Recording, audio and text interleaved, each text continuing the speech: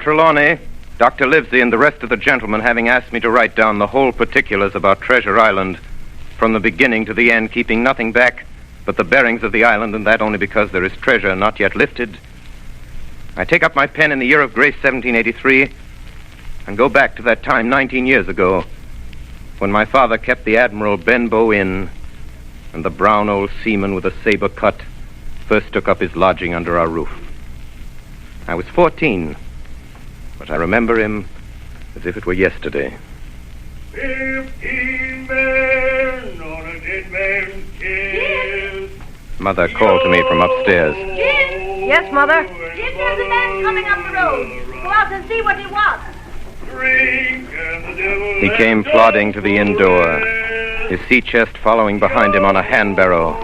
A tall, strong, heavy, nut-brown man, his tarry pigtail falling over the shoulders of his soiled blue coat, his hands ragged and scarred with black broken nails, and the saber cut across one cheek, a dirty, livid white, singing that old sea song that he sang so often afterwards. Oh! Open up in there! Now then, boy. Yes, sir? What do you call this place? The Admiral Benbow Inn, sir. Admiral Benbow, eh? Nice, lonely-looking, pleasant-situated grog shop. Folks don't come here much, do they, boy? Not much company? No, sir, more's pity. No? Well, then it's the berth for me. I'm a plain man, rum and bacon, eggs, all I want, and that head up there for to watch ships off. I have a mind to stay here a bit. Here, you matey. You with the wheelbarrow. Bring up alongside, help up my chest. You two boys, heavy. Yes, sir. Call me Captain, boy. Captain. Yes, Captain. Just one thing more. Yes, Captain? You ain't seen him, have you? No, sir. Who do you mean? Along the road, maybe. You might have seen him somewheres you can't tell. Let me know if you do, boy. A seafaring man. Yes, sir. With one leg. Yes, sir. Captain! Yes, Captain. Bring me a noggin of rum, boy.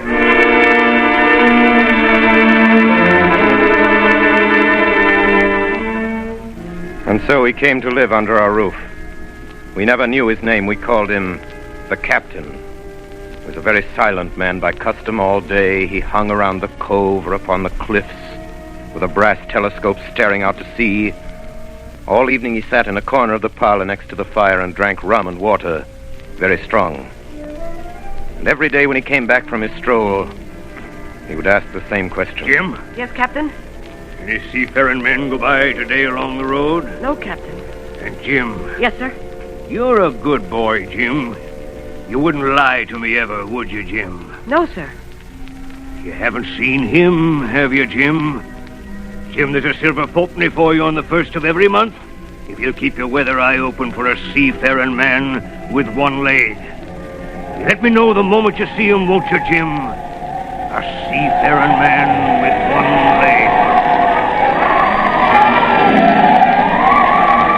How that personage haunted my dreams. On stormy nights when the wind shook the four corners of the house and the surf roared along the cove and up the cliffs, I could see him in 1,000 forms. Now the leg would be cut off at the knee, now at the hip. Now he was a monstrous kind of a creature who had never had but one leg, and that in the middle of his body.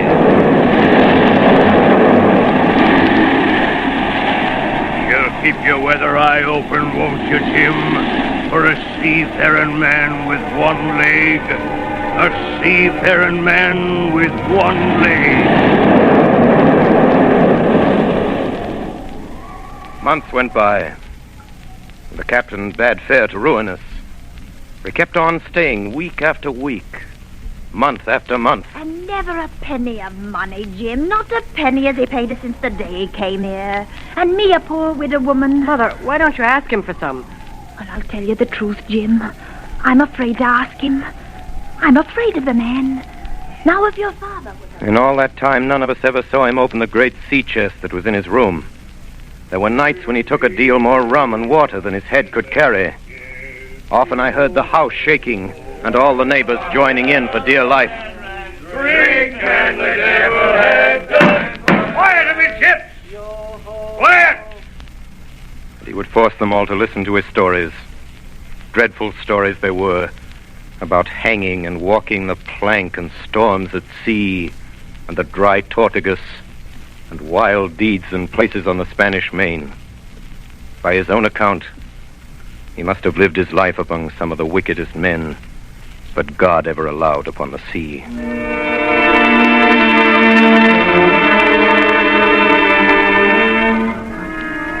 The captain had been living with us almost a year when there occurred the first of the mysterious events that rid us at last of his presence.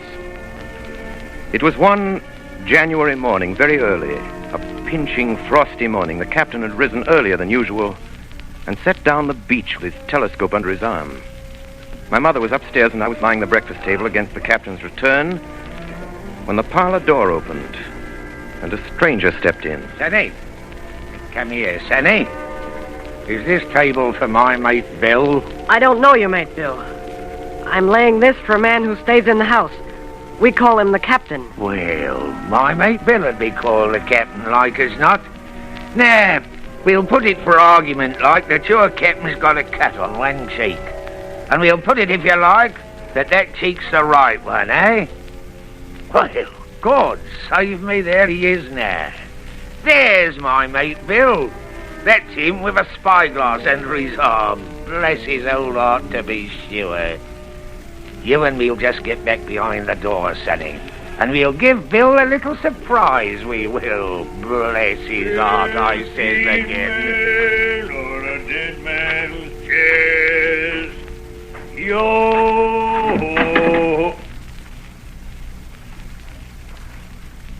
Hello, Bill. Come, Bill. You knows me. You knows an old shipmate, Bill, surely. Black dog. Black dog as ever was. Bill. We seen a sight of times, us two. So you run me down. Here I am, we'll speak up. What is it? That's you, Bill. You're in the right of it, Billy. I'll have a glass of rum from this dear child here, what I've took such a liking to. And we'll sit down, if you please, and talk square like old shipmates. Sit down, Bill. And you, Sonny, get out. Yes, sir. And none of your keyholes on me, do you hear? For a while, I could hear nothing but a low gabbing. Suddenly, the voices began to grow higher. No. And an end on it. If it comes to swinging, swing all. Say aye!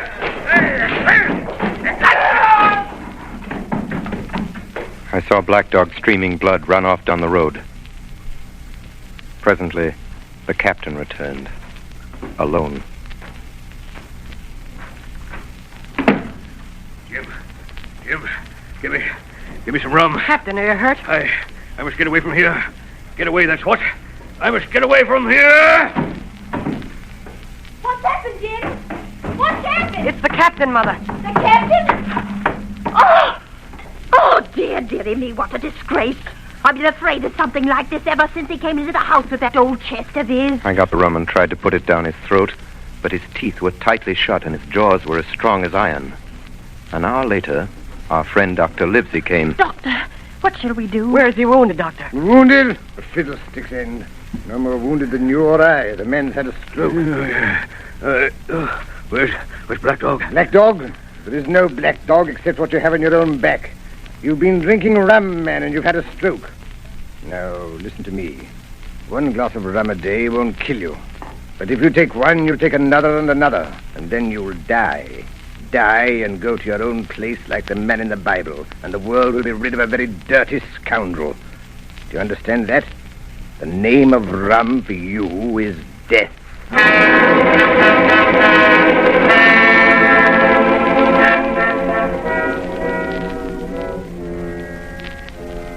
About noon the next day, I stopped at the captain's door with some medicines. Who is it? It's me, Jim. Come in, Jim. Come in. He was lying very much as we'd left him. Jim, you're the only one here that's worth anything. You know I always been good to you. Never a month but I've given you a silver fourpenny for yourself. Now you see, mate, I'm pretty low and deserted by all. Jim, you'll bring me a noggin of rum, won't you, matey? But the doctor... Doctors is all swabs! Don't have a drain of rum, Jim. I'll have the horrors. I've seen some of them already. I've seen old Flint in the corner there behind you, as plain as print. I've seen him. Jim, I'll give you a golden guinea for a noggin. When I brought it to him, he seized it greedily and drank it out. That's some better, sure enough. Now, matey, did that doctor say how long I was to lie here in this old berth? Why, a week at least. Oh, thunder, a week! I can't do that. They'll have the black spot on me by then. The lovers is going about getting the wind of me this blessed moment. Lovers is couldn't keep what they got and want to nail what's another's. It's in my old sea chest, Jim. The thing they're after. They'll tip me the black spot, I know it. I was first mate, I was. Old Flint's first mate. And I'm the only one as knows the place he buried it. He gave it me at Savannah when he lay a-dying. What's the black spot, Captain? A summons from old Flint's crew. A summons. And them as gets it, Jim, is lucky when they're dead.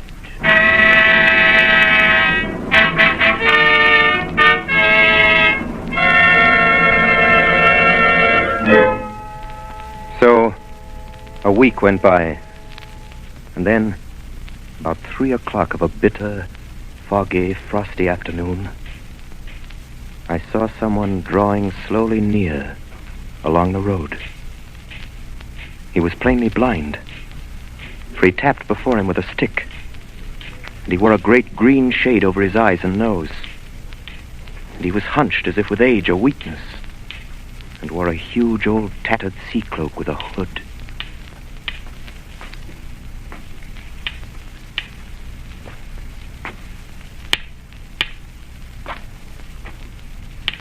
Kind Christian friends, take pity on a poor blind mariner as has lost the precious sight of his eyes in the gracious defence of his native country, England, and God bless King George. Where or in what part of this country he may now be? You were at the Admiral Benbow Inn, sailor. Eh? Black Hill Cove. I hear a voice, a young voice. It's here where I miss me delights. Will you give me your hand, my kind young friend, and lead me in to the captain? I held out my hand, and the horrible, soft-spoken, eyeless creature gripped it in a moment like a vice. No, boy. Take me in to the captain. Sir, upon my word, I dare not. You heard me.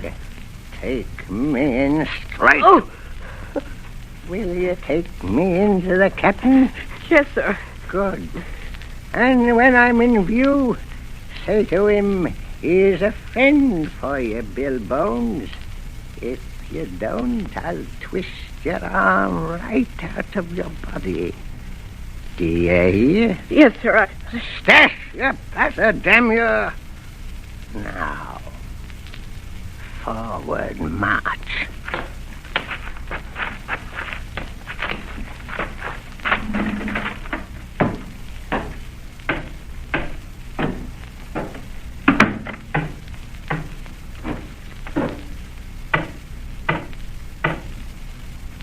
Here's a friend for you, Bill Bones. Now, Bill, sit where you are. Business is business. Hold out your left hand, Bill.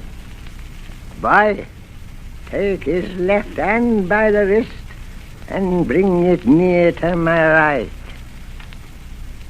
Here's a little bit of paper for you, Bill Bones. Now that's done, I'll be going. Goodbye, Bill. Goodbye.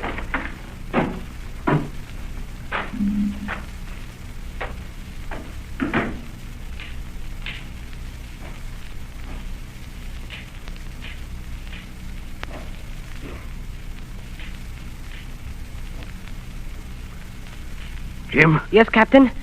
What time is it, Jim? 10 o'clock. 10 o'clock. 10 o'clock, 6 hours. We'll daddle 'em yet, Pew and Black Dog and Long John Silver.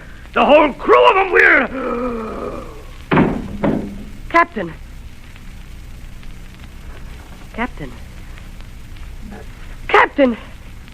Captain! The captain was dead. And there we were, my mother and I, a woman and a boy of 14, alone at night in the house with the dead captain's body on a parlor floor. He knows his money, he does. A whole year, never a penny from him. And me, a poor widow. But, Mother, if Black Dog comes back or the blind man... Black Dog fiddlesticks. There's something in that old chest of his upstairs that's rightfully mine.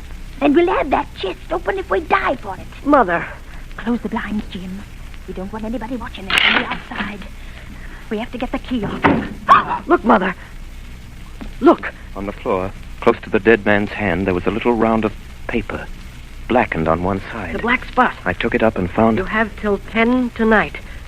4 hours. Now, Jim, find that key. I felt in his pockets one after another. Perhaps it's round his neck. Tear open his shirt. There, sure enough, hanging on a bit of tarry string, we found the key. Then my mother got a candle in the bar, and holding each other's hands, we went upstairs to his room. Give me the key, Jim. Now then. Oh, nothing in here. Not a thing of value, not a penny. Mother, look. There, before us, lay the last things in the chest, a bundle tied up in oilcloth looking like papers, and a canvas bag that gave forth at a touch the jingle of gold. You see, Jim, I knew we'd find it. But I'll show these rogues that I'm an honest woman. I'll have me do and not a farthing over. Here, Jim, hold this bag. The coins were of all countries and sizes, doubloons and louis d'or, and guineas and pieces of 8. Mother. What is it, Jim? Mother, listen.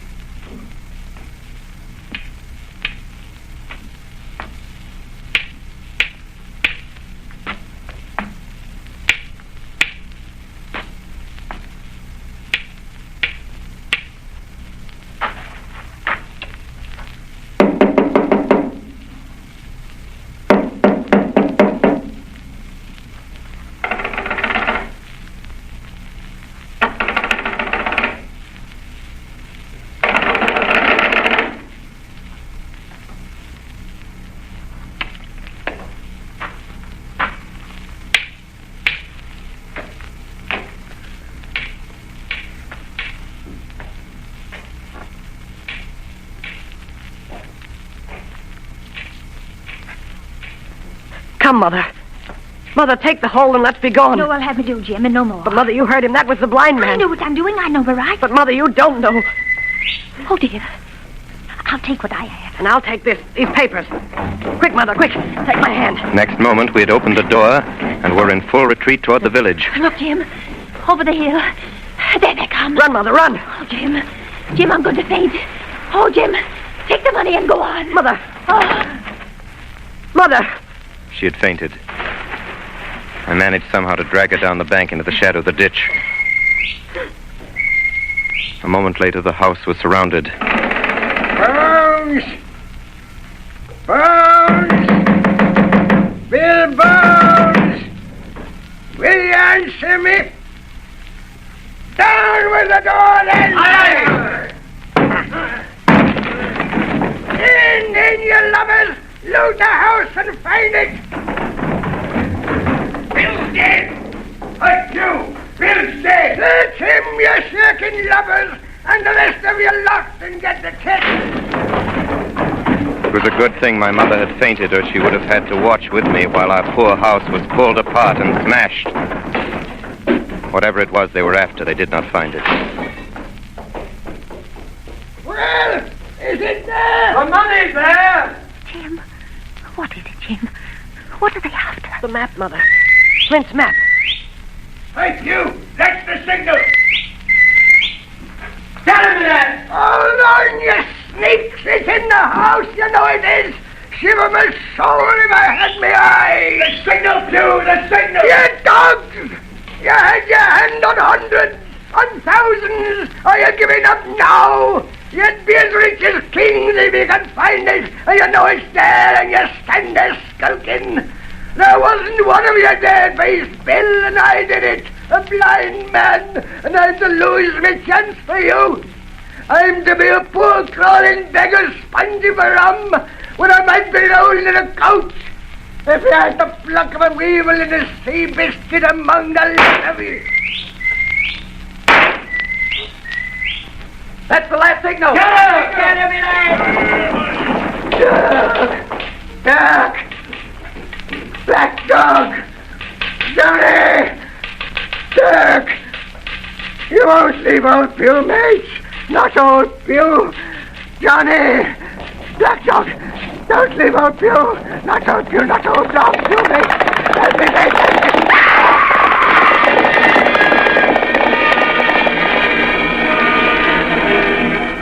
When they picked him up where he lay on the road on his side, Pugh was stone dead. The horsemen, as it turned out, were revenue officers who had some news of a strange lugger in Kit's Hole, and had set forth that night in our direction. They took my mother to a neighbor's house. So, Hawkins, they got the money, you say? Well, what in fortune were they after? More money, I suppose? No, Sergeant. Not money, I think. In fact, sir, I believe I have the thing in my breast pocket. And to tell you the truth, I should like to put it in safety. To be sure, boy, quite right. I'll take it. I thought perhaps Dr. Livesey... Yes, Dr. Livesey. Perfectly right, perfectly right. A gentleman and a magistrate. Dogger! Yes, sir. You have a good horse. Take this line up behind you. Yes, sir.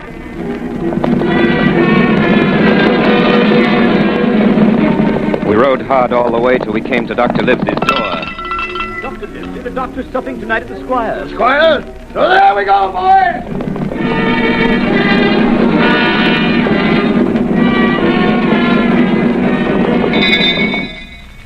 We'd arrived at the Squire's. He rose to meet us very stately and condescending. Come in, gentlemen. Good evening, Squire. Good evening, Dr. Livesey. Good evening to you, friend Jim. What good wind brings you here? Then the officer stood up straight and stiff and told his story. Sergeant, you're a very noble fellow. This lad Hawkins is a tramp, I perceive. Hawkins, ring that bell. Sergeant must have some ale. And so, Jim, you have the thing that they were after, have you? Here it is, sir. You've heard of this Captain Flint, I suppose, Squire? Heard of him? Heard of him, you say? He was the bloodthirstiest buccaneer that sailed. Blackbeard was a child to Flint. The Spaniards were so prodigiously afraid of him that I tell you, sir, I was sometimes proud he was an Englishman. What interests me is, had he money? Money! One of those villains after but money. That we shall soon know. What I want to know is this. Suppose I have here in my pocket some clue to where Flint buried his treasure. Will that treasure amount to much? Amount, sir? It will amount to this. If we have the crew you talk about, I fit out a ship in Bristol Dock and take you and Hawkins here along, and I'll have that treasure if I search a year, sir. Very well. Now, if Jim is agreeable, we'll open the packet. A map of an island with latitude and longitude and writing. Tall tree, spyglass shoulder, bearing a point to the north of northeast. Skeleton Island, southeast by east, 10 feet. The bar silver is in the north cap. Livesey, you'll give up this wicked practice at once. Tomorrow, I start for Bristol. In 3 weeks' time, 3 weeks, 2 weeks, 10 days, we'll have the best ship, sir, and the choicest crew in England. Hawkins shall come as cabin boy, you Livesey as ship's doctor, I am Admiral. I'll go with you, Squire, so will Jim, and be a credit to the undertaking. There is only one man I'm afraid of. Who's that? Name the dog, sir. You, sir, for you cannot hold your tongue.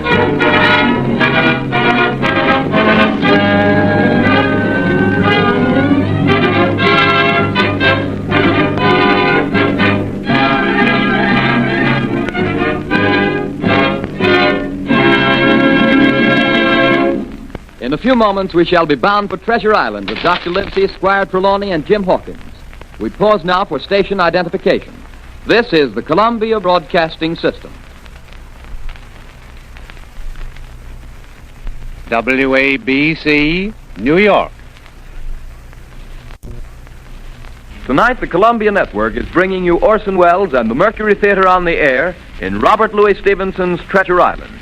As Jim Hawkins was telling us, we are eager to leave the Benbow Inn behind and set out for the docks in Bristol.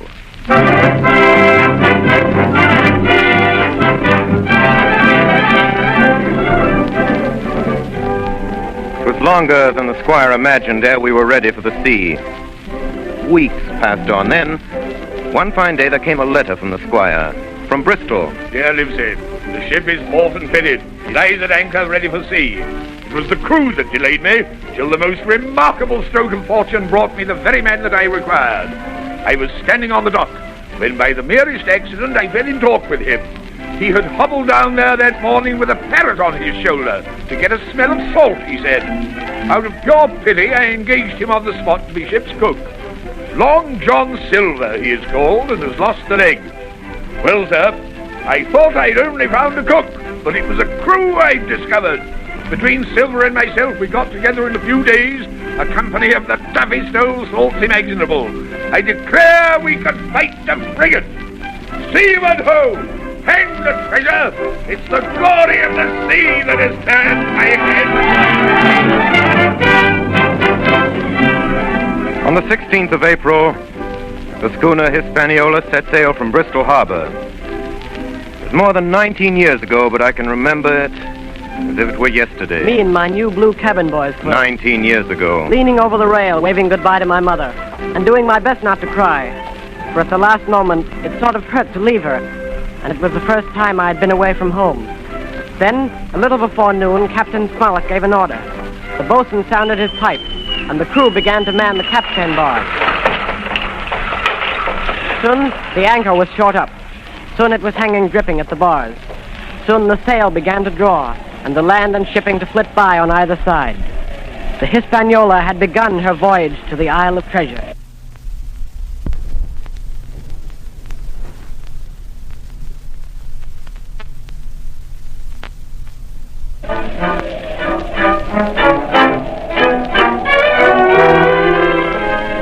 On the second day out, I made the acquaintance of our one-legged ship's cook, Long John Silver. Hey there, boy! Come in! Come on into Long John's galley! To tell you the truth, at the very first mention of Long John Silver in the Squire's letter, I had taken a fear in my mind that this might be the very one-legged sailor that I had watched for all those months at the Benbow Inn. But one look at him was enough.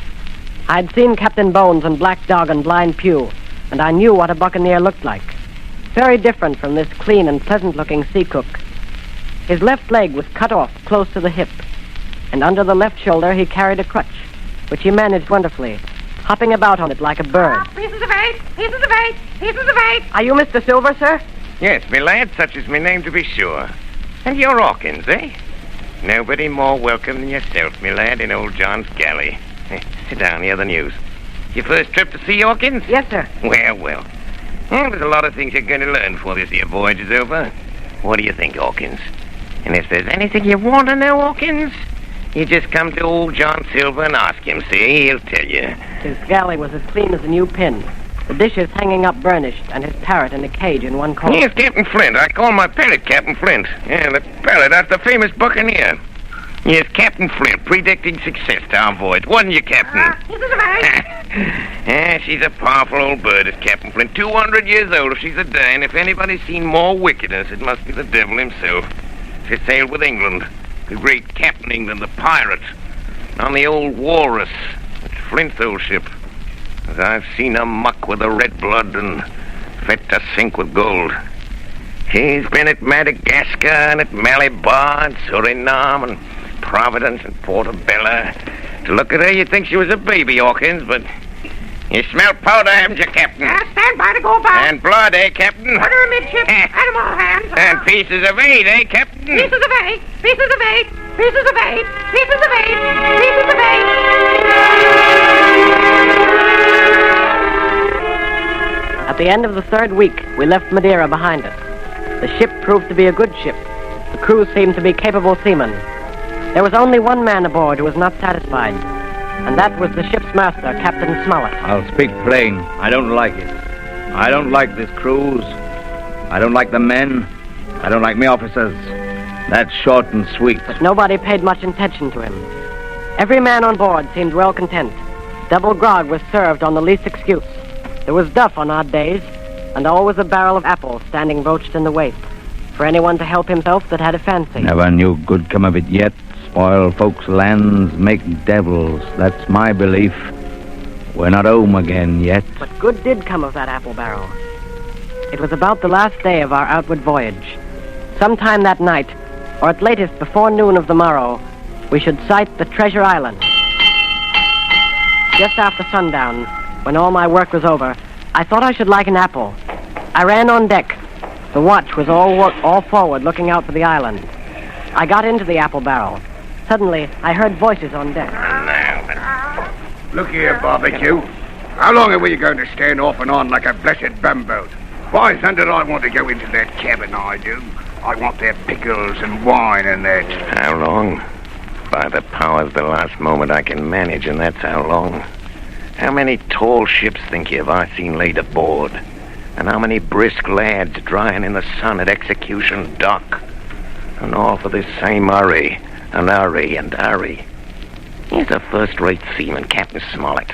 Sails the blessed ship for us. We're all seamen aboard here, I should all forecastle hands, you mean? I know the sort you are. You're never happy till you're drunk. think. It's your long job. I don't know what this treasure is, do I?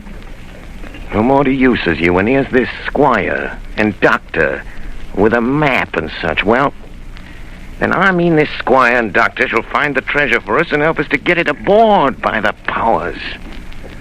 After that... After that, what do we do with them, John Silver, after that? Well, what would you think we does with them? Put them ashore like maroons? Or cut them down like that much pork? Duty is duty, mates. Wait. Wait is what I says. When the time comes, why, let her rip. Land ho! What's that? What's that? Land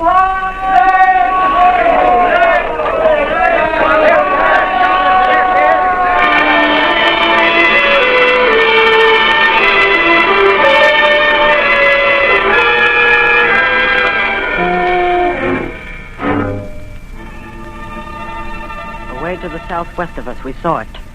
Treasure Island. 10 minutes later, we were gathered in the cabin. The squire, Dr. Livesey, the captain, and myself. Now, Hawkins, you have something to say. Speak up. I did as I was bid. I told them the whole story of Silver's conversation. When that was done, all three, one after another, and each with a bow, drank my good health. Then the squire rose. Captain Smollett, you were right and I was wrong. I own myself an ass. I await your orders, sir. Silver is a remarkable man. Here's the way I see it. We must go on because we can't turn back. And what I propose is that we don't wait for them to surprise us, but that we come to blows at our own time and when they least expect it. There must be some faithful hands left. Well, we must find out who they are. Jim Shear can help us more than anyone. The men are not shy with him, and Jim is a noticing lad. Hawkins, I put prodigious faith in you.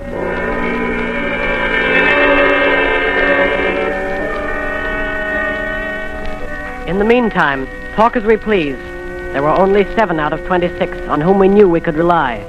And of these 7, I was a boy. So that the grown men on our side were 6 to their 19.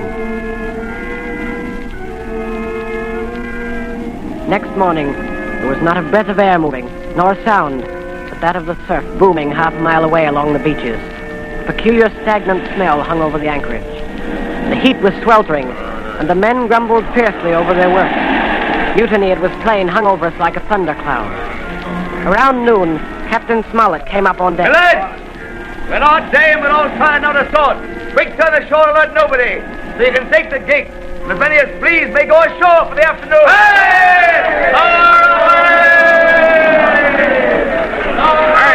Hey, wait a minute, Ben. What's the hurry? John Silver suspected a trick. Wait a bit, Ben. He hopped around the deck on his one leg. Wait a bit, Ben. What's the hurry? Wait a bit, will you, man? Soon the party was organized. 6 fellows were to stay on board, and 13, including Silver, began to embark. Suddenly, I had a mad notion to go ashore, too. In a jiffy, I had slipped over the side and curled up in the foresheets of the nearest boat. No one took notice of me. The crews raced for the beach. No sooner had we touched shore than I leaped out and plunged into the nearest thicket. Behind me, I could hear John Silver's voice. Hey, Jim! Jim, my boy! Hey, Jim! Jim! Jim! Jim! John Silver was quick at his work. 2 faithful members of the crew were murdered on the island that afternoon. Only an hour after we landed.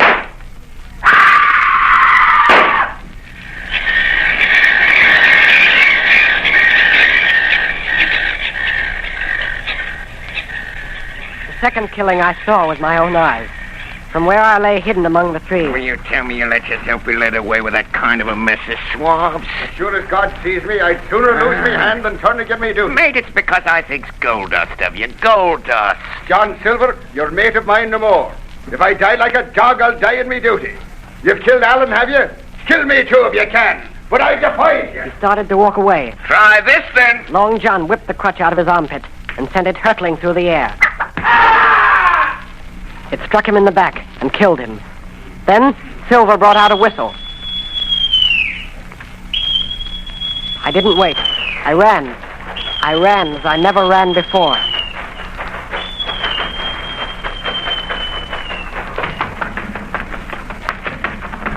Daddy McClaw!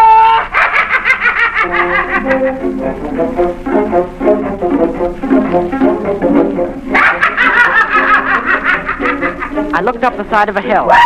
Far above me, I saw something leap behind the trunk of a tree. It seemed dark and shaggy. I turned and began to run. Suddenly, the thing appeared in front of me, and running forward, threw itself on its knees before me, and held out its clasped hands in supplication. Who are you? I'm poor Ben Gunn, I am. I haven't spoke with Christian these 3 years. 3 years? Were you shipwrecked? No, mate, maroon. 3 years, lived on goats since then, and berries and oysters. Mate, my heart is sore for Christian diet. You mightn't happen to have a piece of cheese about you now? No? Well, many's a night I've dreamed of cheese, toasted mostly, and woke up again, and here I was. What'd you call yourself, mate? Jim. Jim? Jim. Well, now, Jim, you wouldn't think I was rich to look at me, would you now? Why, no, not in particular. Oh, well, but I am, Jim. I'm rich, powerful rich. Oh, Jim, you'll bless your stars, you will. You was the first that found me. Suddenly his eye fell on the Hispaniola lying far below us. Between it and the land was the jolly boat, with 5 men moving toward shore. But I could not tell if they were our men or the mutineers. Jim, tell me true. That ain't Flint's ship? It's not Flint's ship, and Flint is dead. There are some of Flint's hands aboard, worse luck for the rest of us. Not a man with one leg? Silver? Woo! If you were sent by Long John... Oh! I'm as good as pork, I know it. I was in Flint's ship with John Silver when old Flint buried the treasure. He and 6 along, 6 strong seamen. They was ashore nigh on a week. And then one day here come Flint by himself in a little boat, and the 6 all dead. Dead and buried along with the treasure. How he done it, not a man of us could make out. I told him the purpose of our voyage, and the predicament in which we now found ourselves. Oh, that Long John, he's a bad 'un. And you're all in a clove hitch, ain't you?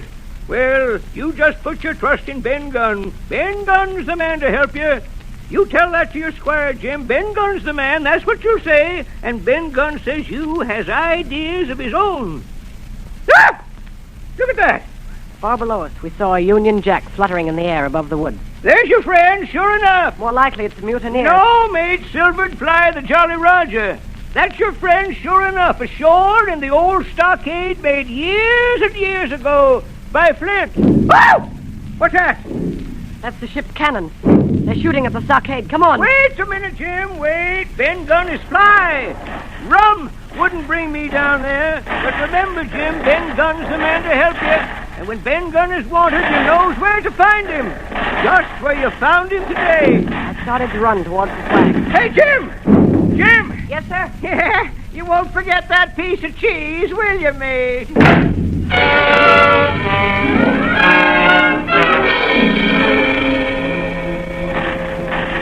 It was less than a mile to the stockade. It was heavy running through the woods. The shooting was getting louder. Suddenly before me, I saw a clearing. The smoke of muskets fired nearby. Hey there! Who goes there? Hey! Don't shoot, it's me! Who's me? Me! Jim Hawkins! It's Jim! A moment later, I was over the stockade among my friends. And soon afterwards, the firing ceased. The mutineers were saving their powder. The stockade was a good place, with a paling 6 feet high all around it. We could have held it against the regiment. And here Captain Smollett decided to stay and await our enemy's next move. I told Dr. Livesey and the Squire about Ben Gunn. Hey! Flag of truce! Flag of truce! Who's that? It's Silver. Keep indoors, men. 10 to 1, this is a trick. Who goes? Stand or we fire! Flag of truce! Doctors, watch on the lookout. Dr. Livesey, take the north side, if you please. Yes. Jim, the east. Gray, west. The watch below, all hands to load muskets. Lively men, and careful. What do you want with your flag of truce? Captain Silver, sir, come to my terms! Captain Silver? Why, you black-hearted scoundrel! Silence, sir! Silence. If you wish to talk to me, you can come, and that's all. If there's any treachery, it'll be on your side, and the Lord help you. That's enough, Captain. A word from you's enough. I know a gentleman, and you may lay to that. You'd better sit down. You ain't a-gonna let me inside, Captain?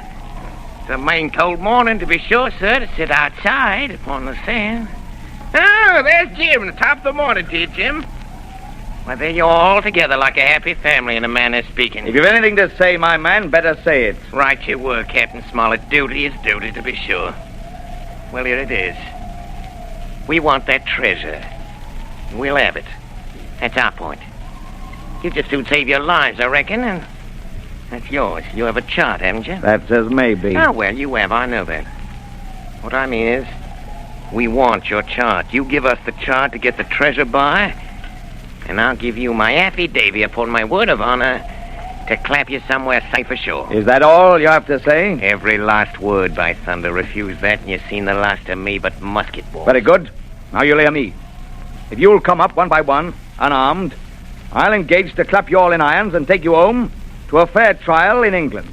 If you won't, as my name's Alexander Smollett, I've flown Miss Sovereign's colours, and I'll see you all to Davy Jones. You can't find the treasure. You can't sail the ship. And you can't fight us. I stand here and tell you so. And they're the last good words you'll get from me. Now, tramp, me lad. Laugh. Laugh, by thunder, laugh. For an hour's out, you'll laugh on the other side. And then the die will be the lucky ones.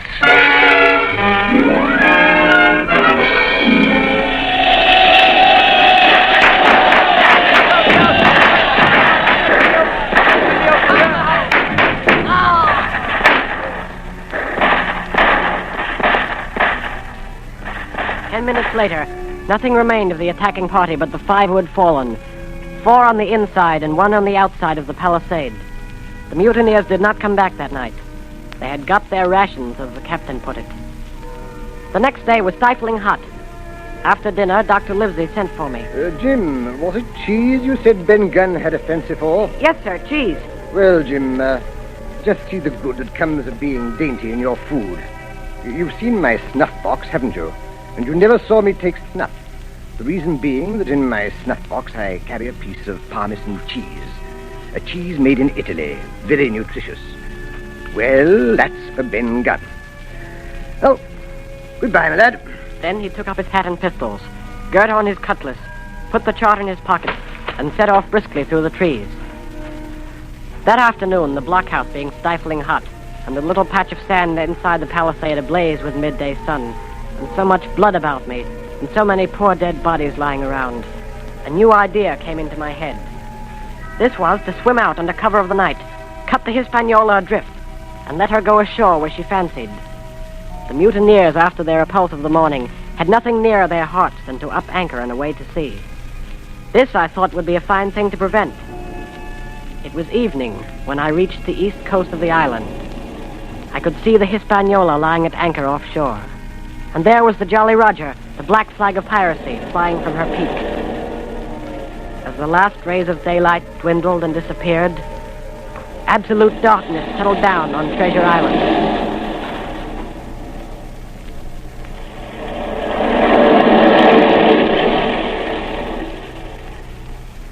The next night, I was back on land. I was proud of myself, and with good reason. I had grounded the Hispaniola, beached her up tidily in the North Inlet with no harm done, safe from the mutineers. I had no trouble finding the stockade. Coming in from the shore, keeping close in shadow where the darkness was thickest, I crept into the blockhouse. I could see nothing. The doctor and the squire must have worried about me. I should lie down in my own place, I thought, and enjoy their faces when they found me in the morning. I felt for a place to lie down. Pieces of eight! Pieces of eight! Go, go! Pieces of eight! Now goes. Bring a torch, Dick. Well, shiver my timbers. Jim Hawkins. Dropped in like, eh? Quite a pleasant surprise for poor old John. I've always liked you, I have, Jim, for a lad of spirit. I picked her my own self when I was young and handsome. Always wanted you to join my camp and take your share and die a gentleman, and now, my cock, you've got to. You can't go back to your own lot. Where are they?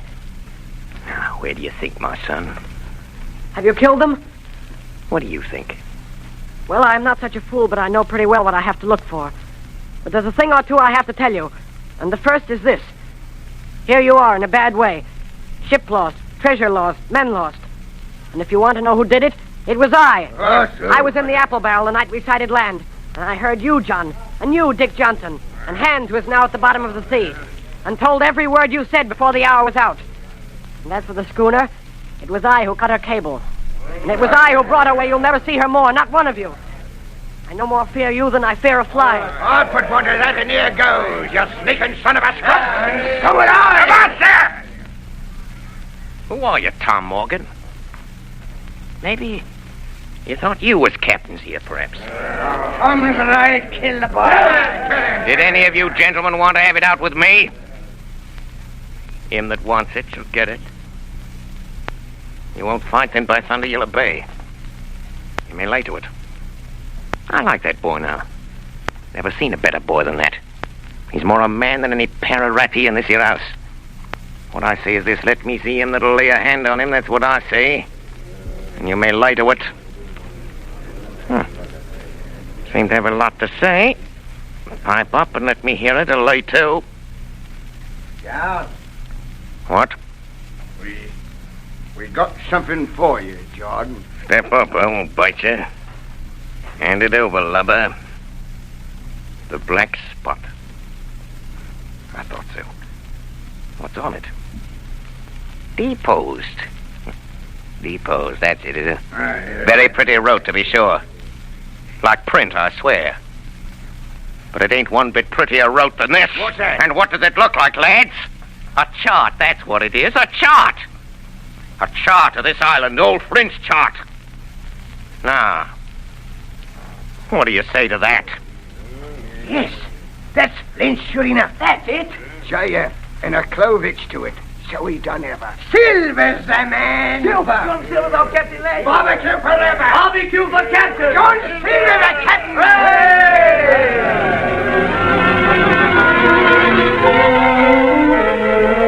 That was the end of the night's business.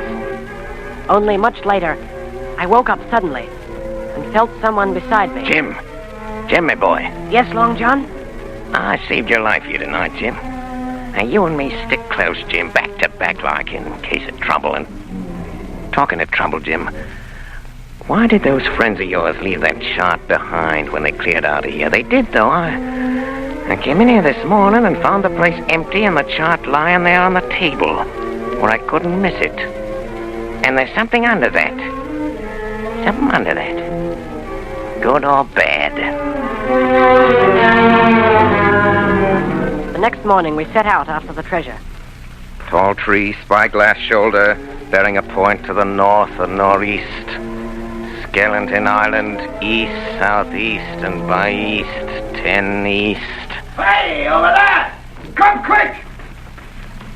At the foot of a pine, half covered with green creeper, a human skeleton lay on the ground. A skeleton, by God! It lay perfectly straight, the feet pointing in one direction, the hands raised above its head like a diver's, pointing directly in the opposite. It ain't natural. It ain't natural, but you know, lads, I've a notion in my old numbskull. Now, here's the compass. There's the tip-top point of Skeleton Island sticking out like a tooth. Just take a bearing, will you, along the line of them bones? East, southeast, and by east. I thought so. There's the pointer. Right up there's our line for the Pole Star and the Jolly Dollars.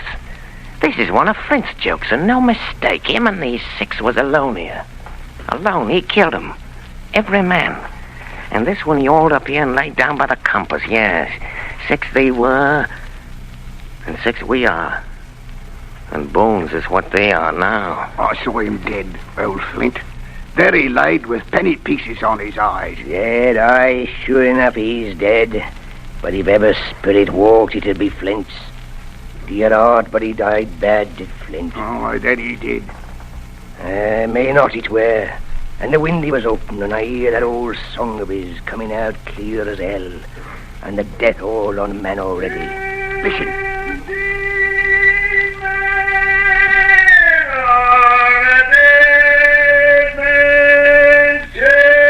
Do you hear what I hear?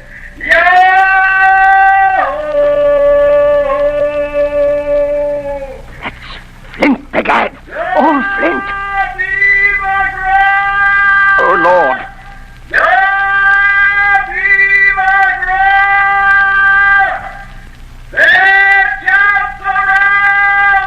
It was his last words. Oh, Flint's last words about board. Oh, Lord, have mercy on us. Shipmates! Shipmates! They're 750,000 pound, not a quarter of a mile from here. When did a gentleman of fortune show his stand at that much dollars for a boozy old seaman with a blue mug? And him dead, too? Hello there, John. Don't you cross a spirit. Spirit? Well, maybe. You know whose voice that was? It was like somebody else's. It was like a... By the powers! Ben Gunn! Aye. So it were. Ben Gunn it were. Why, nobody minds Ben Gunn. Dead or alive, nobody minds him.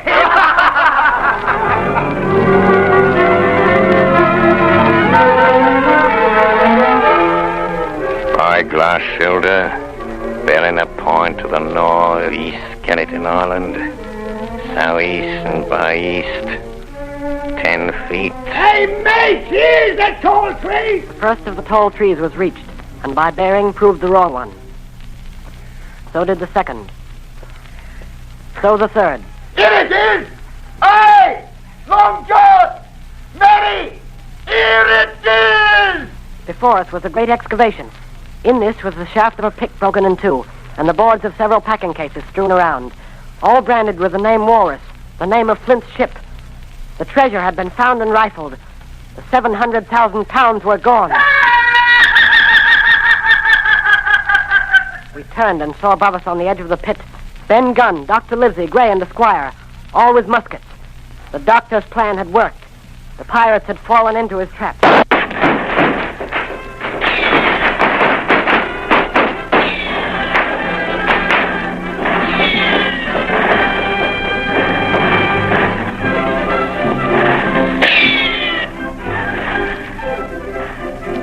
John Silver, you're a prodigious villain and an impostor, sir. But you saved this boy's life, and I'll not prosecute you. Let the dead men, sir, hang about your neck like millstones. Thank you kindly, sir. I dare you to thank me. It's a gross dereliction of my duty. Stand back! It took us 3 days to move the treasure from Ben Gunn's cave on board ship. On the 8th day of December, the Hispaniola reached Bristol. 5 men only of those who had sailed returned with her. Well, that was 19 years ago. All of us had an ample share of the treasure and used it, wisely or foolishly according to our natures. Captain Smollett is now retired from the sea. As for Ben Gunn, he got 1,000 pounds, which he spent all lost in 19 days, for he was back begging on the 20th. Silver vanished on the voyage one night off the coast of Mexico, and we heard no more of him. The bar silver and the arms still lie, for all I know, where Flint buried them. And certainly they shall lie there for all of me. Oxen and wain ropes would not bring me back again to that accursed island. The worst dreams that ever I have are when I hear the surf booming about its coast, or start upright in bed, with the sharp voice of Captain Flint still ringing in my ears. Pieces of 8, pieces of 8, pieces of 8, pieces of 8, pieces of 8, pieces of 8, pieces of 8.